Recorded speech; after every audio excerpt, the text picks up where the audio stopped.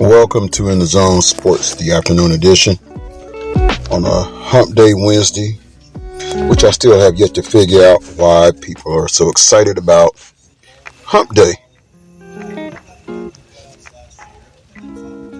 That's just my random thought because it's not Friday.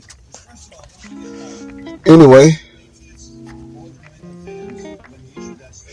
want to look at some afternoon nuggets. As Deion Sanders addresses rumors of leaving Jackson State. Yes, addressing rumors of leaving Jackson State. Rumors of head football coach Deion Sanders leaving Jackson State has swirled almost since he first arrived. Sanders recently sat down with host Christopher Neely and Charles Bishop of 3 pregame show to set the record straight. Leaving Jackson State is leaving a calling. There's one thing that I always see when we're around each other, Neely said. I see you at peace, but let me tell you what I've never seen. I've never seen you at peace like the level I have spending today with you out here at Country Prime and riding around on the four-wheeler. Dorothy said it best, Sanders said. There is no place like home. But where I'm going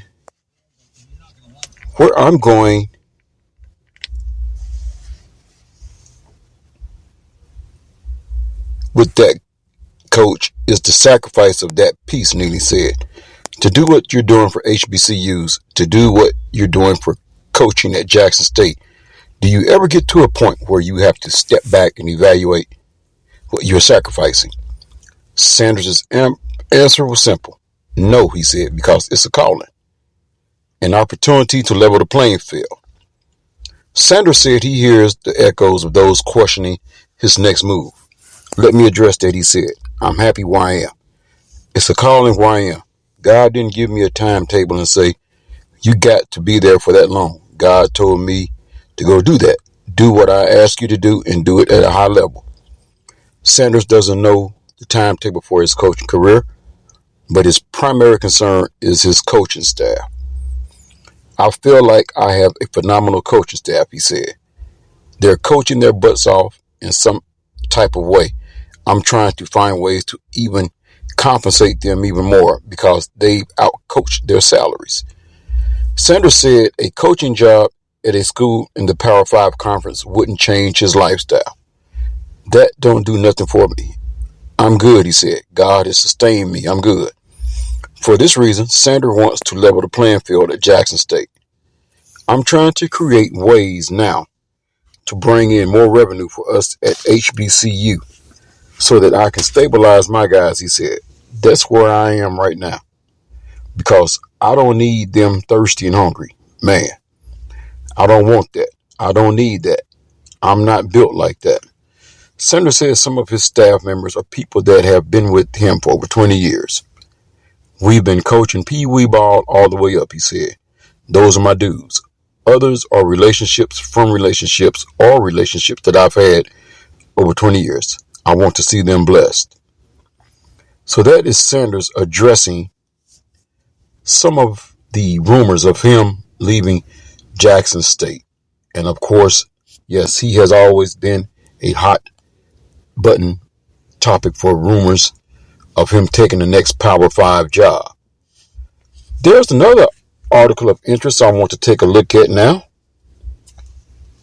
Top candidates are starting to emerge in Kansas State Wildcats basketball coaching search.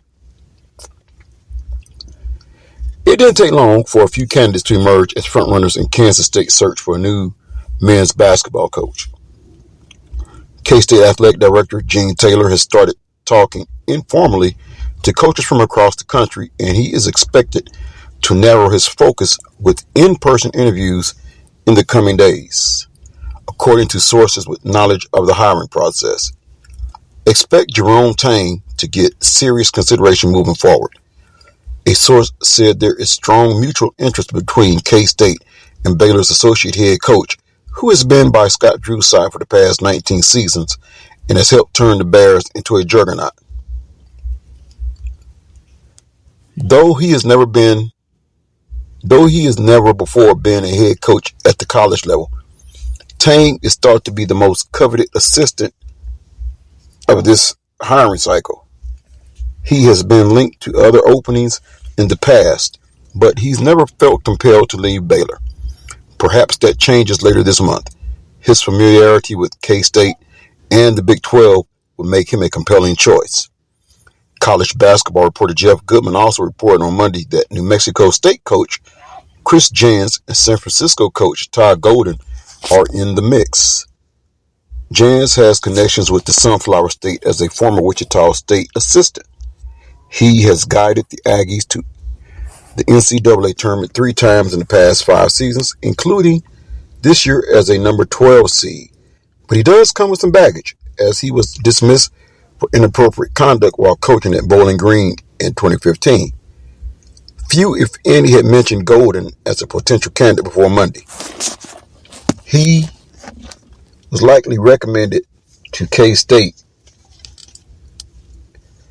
by the search firm that is assisting with the hire. Golden, 33, has begun to make a name for himself in coaching circles now that he has the Dons heading into the NCAA tournament as a number 10 seed. Colorado State coach no longer involved. One name K-State fans can cross off their wish list, is Nico Medved. He signed a contract extension with Colorado State on Sunday that raised his annual salary above $1 million and runs through 2029 after guiding the Rams to a number 6 seed in the NCAA tournament.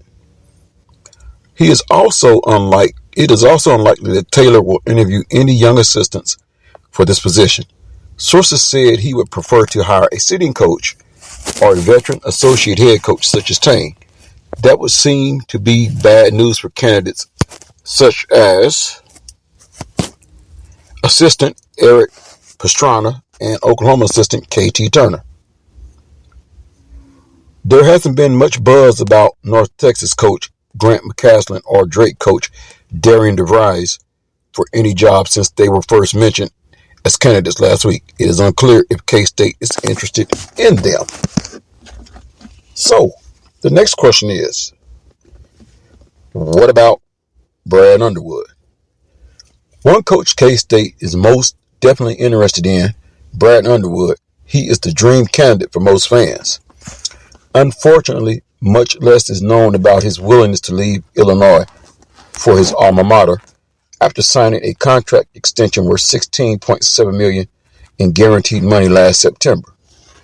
There is a quiet confidence among K-State donors they can afford to pay Underwood's buyout, which was listed at $7 million before his recent extension. But it would be a challenge for the athletic department to match the $4.1 million he currently earns in yearly compensation and continue to pay him top dollar year after year in Manhattan. The Wildcats aren't the type of athletic department that you would expect to pay their men's basketball coach more than their football coach. Chris Kleiman is currently making $3.5 million. Weber's starting salary was $1.5 million in 2012 and increased to $2.8 million this past season. Underwood is one of the 10 highest paid coaches in the country and will earn $4.5 million by the end of his current deal. He may simply be out of K-State's price range. I wish we could spend as much as we want, but no, we can't, Taylor said last week when asked about possible financial limitations of hiring a new coach. But I think we need to be competitive. As you know, Our salaries are typically not at the highest of the Big 12. But if we want to get the best candidate, we need to put a package together that can attract the best candidate. There may be candidates out there that we don't have to pay top dollar, and we can grow into that depending on the success they have. We are going to be within reason and within our budget, but also be extremely well positioned to be competitive from a salary perspective. It is unclear. It is also unclear if Underwood is willing to leave Illinois, where he has just won back-to-back Big Ten championships, for a place that is coming off 3 straight losing seasons like K-State.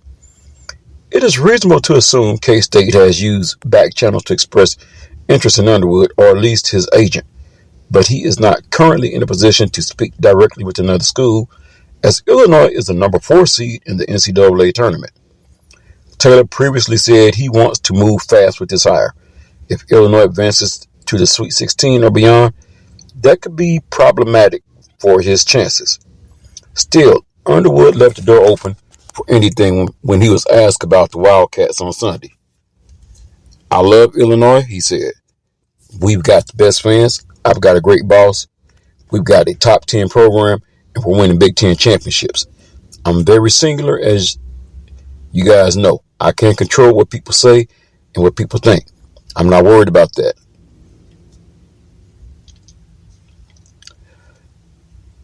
So there you have a look into Deion Sanders rumors, as well as K-State's basketball search. Once again, this is the lunchtime edition of In the Zone with Anthony. Hope you have found this content very informative, as I will come back with some more content. But until the next time, always stay locked in the zone, because you never know what will be coming up next. Such as, what is really the definition of March Madness? Is it confined to the basketball court and the college basketball tournament that we know is what they deem as March Madness? Or is it the madness that we have experienced with baseball deciding, you know what, we have a deal in play, so let's play ball now? Or the fact that Tom Brady decided, you know what, I can't do this any longer, so for 40 days and 40 nights, I'm coming out of the wilderness, known as retirement? There's many definitions to what March Madness could really mean now, as we've seen a lot of madness. Free agency, player movement, Randy Gregory deciding, you know what, I'm going to go to Denver. So, like I say, stay locked into the zone, because you may experience March Madness in the zone. This is Anthony saying, I'm out. Have a wonderful day. Enjoy the rest of your day.